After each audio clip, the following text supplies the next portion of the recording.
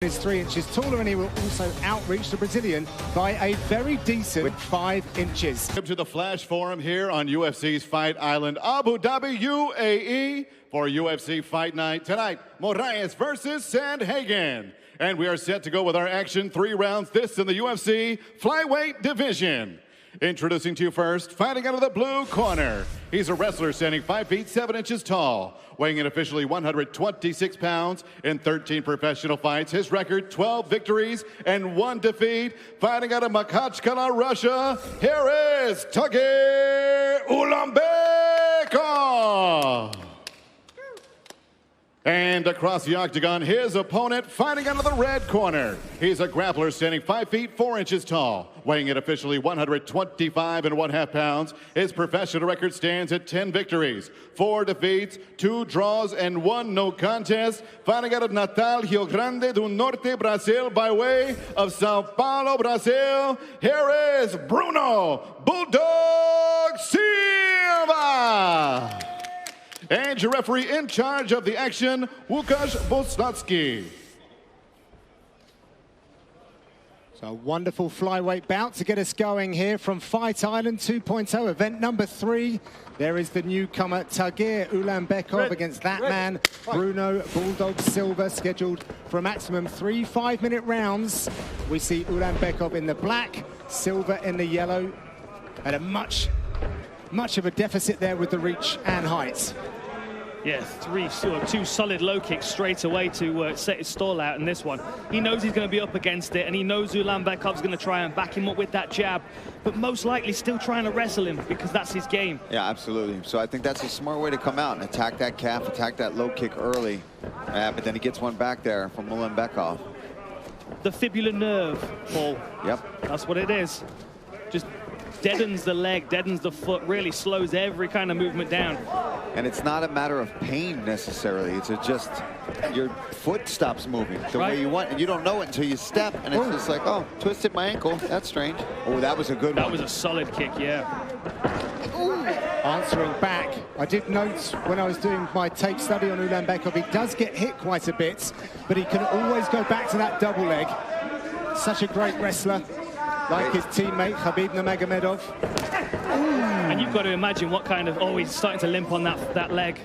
Yeah. Starting to be a little bit sheepish on that front toe. Still pressuring forward though. Yeah, he's not stopped moving forward. Man, these guys are swinging early. This is what we knew. We knew Silva was going to come out and hunt for some big punches, and that's smart to go to that leg so early on in this fight. That's one of the benefits of him being slightly undersized for this weight class, is that he does work fast. He is a very quick fighter. He brings the octagon experience as well. Done this run out twice before. Khabib turned round to his teammate Ulanbekov and just said, it is a cage like any other, go do your job. And so far he's certainly not got shape, but he's eating some big old kicks to that lead leg. Yeah, that's some real bruising. That calf is hurt badly right now. He's trying to work through it right now. You can see how he just popped it up. Oh, good counters, right hand, left hook counter. Silva's got to not be too overzealous here. Oh, what a beautiful right hand. Oh, powerful kick. Yeah, but did he check that? I'm not sure if that I don't think Silva cares as long as he's hitting that leg. Oh, spinning back fist. He's doing all the things that could like pull your twitch in here when he's throwing these kind of techniques. You know, if they can backfire. Sometimes at first fight we don't know what's going to happen. These guys came out and they are bringing it. He's got to be careful here of his neck there, because Ulanbekov will look for that guillotine. Yeah, that was nice. Ulanbekov level change at the same time as Bruno Silva. Unfortunately for Silva, he was able to bulldoze over onto the top position, but great scramble back to the feet for Ulanbekov. But this is a very familiar position for him. Yes, and as Dan said in the walkout, he really likes to get his opponents in that crease of the fence and the canvas. Makes it very uncomfortable and does a lot of his best work, even out of the guard. He's not looking to pass, just do damage where he can. And as the longer opponent, that's a good spot to be. He can sit there, land those punches over the top, and still keep his head tucked in there and stay safe. Silva trying to get his shoulders up against the fence, but Ulanbekov's doing a great job of really driving his weight into him, making it very uncomfortable. Nice work, though. Trying to get back up. Oh, good job Takes there that by underhook. You can see Ulanbekov was looking over at the back take, but Silva did a really nice job. Back vertical in the middle of the octagon. 1:15 left in the opening round. These guys are trading hard early on. Oh, that leg is starting to hurt. And you know the thing as well is, I mean, obviously we've got only a minute left still, but if he makes it back to his corner, if he sits on that stool for 60 seconds, it gets worse. It's going to get worse. It really does. Yeah. He's trying to give them back and dish it back out, but Bruno Silva doing a good job of just sliding that leg out of the way, which we're starting to learn is probably the safest defense, is to just not be there for it and then counter over top of it, or eat a couple of them and counter back really hard, which you see Ulanbekov trying to do, but he's still just getting that calf smashed. Do you think with the evolution and everyone becoming more au fait with this calf kick that we say don't blow your nose and you've got a broken nose, and soon it'll be don't sit down on the stool between rounds? Quite could possibly be, yeah. Or just don't get kicked with the calf kick. You know, there's putting the fires out, or just get rid of it. But the thing is, I mean, there are so many different ways that you can defend that, and one of them is causing a deterrent. Crack them on the chin every time they start throwing that kick early. Oh!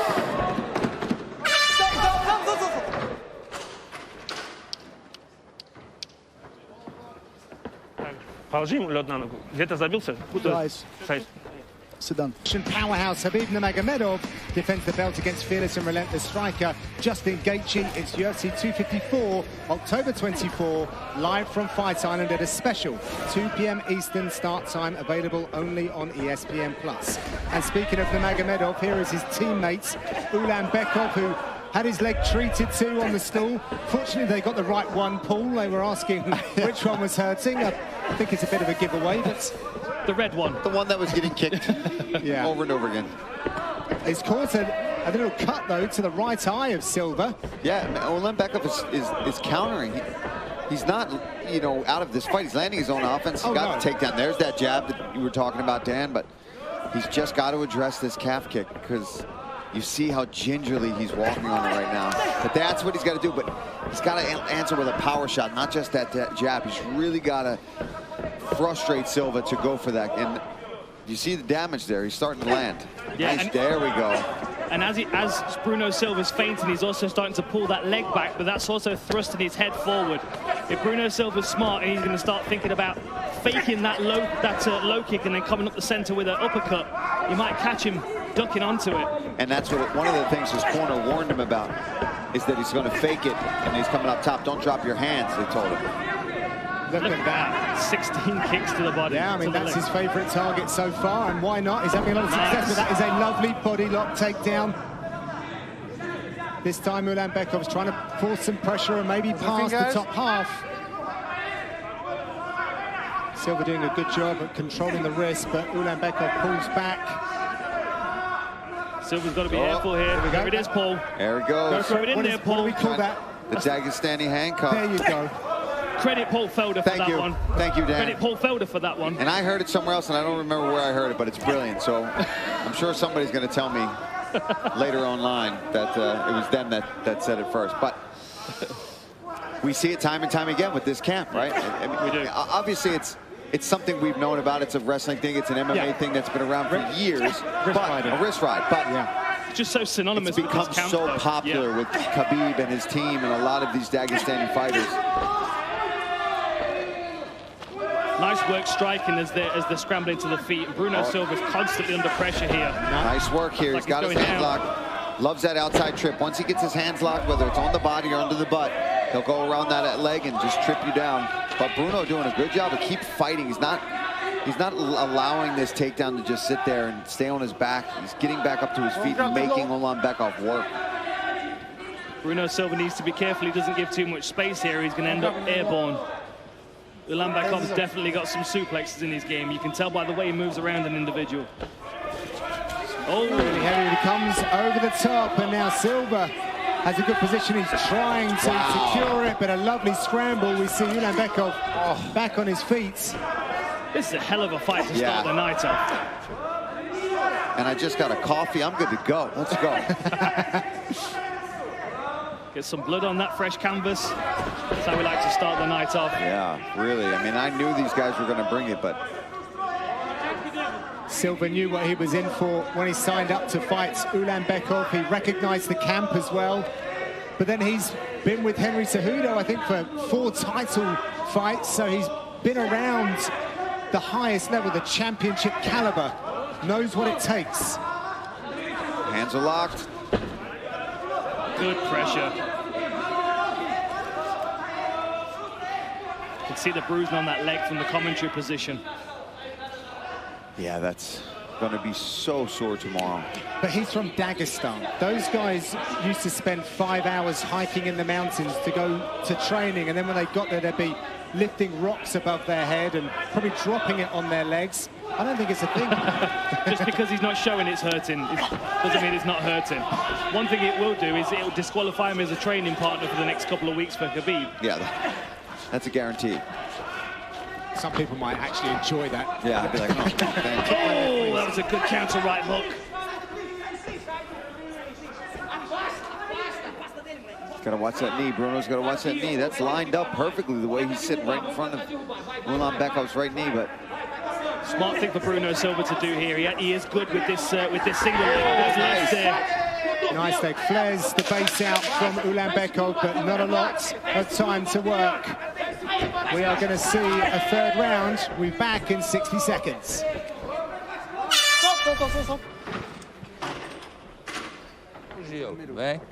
And that, Dan, was a spirited corner for Bruno Silva. Well, it's kind of all in the balance. I mean, it's so difficult to figure out which way this is going to go because the scrambles have been pretty relentless, but the damage to that lead leg is quite significant as well. If I was Bruno Silva, I would be moving back, trying to force Ulanbekov to keep planting weight onto that lead leg, because you can still see how timid he is at planting weight. I mean, it even looks like it's starting to bleed a little bit now. And when you're bleeding from low kicks, that's when you know you're... Thing is, though, Dan, solid jab from Bruno. They were imploring Bruno Silva just to go and give everything like your life depends on it. There was no real strategic or technical instruction. Well, this is the problem. I mean, sometimes you need someone, you need a hype man in your corner to get you fired up, but other times you need solutions to the problems that you're facing. Yeah, I mean, neither's wrong. No, exactly. It's trying to get it all in within a very small amount of time. Yeah, that's the thing. You only get a minute sometimes, and they feel like maybe motivating him to keep fighting hard because he's doing things right. He's landing shots. He's crushing that leg. He's just got to watch these takedowns and giving up control to Ulanbekov on top. He can't accept things like this. He's got to sprawl hard, and that's what I think they're trying to motivate him for. Fight with your life when these takedown situations present themselves. Well, that was an incredible reaction to the double leg from Ulanbekov. That was a really nice sprawl by Bruno Silva. Interesting. I wonder whether that was the lead leg, slowing his drive down through that takedown, because normally he would hit that clean and drive someone to the fence. Oh, that was a good right hand. Yeah, Ulanbekov is really starting to find his timing here with that jab and slipping out of the way, landing his right hand. And look at the face of Bruno Silva, really starting to get busted up here. Another good sprawl, though. Digs and grabs the neck. I think he should break from this position, go back to that leg, and try to hurt that calf even more. Oh, nice work here from Silva. Good scramble. Still looking for that neck. Difficult to get that on the taller man, though, Paul, right? Yeah, and he's got to be careful because we've seen Ulanbekov be in a bad spot on the ground and sweep and get back up. You see here, digging under. Yeah, nice work here from Silva, though. He's wrapped the neck. He's got a chin strap. See what he does with it. He peels away.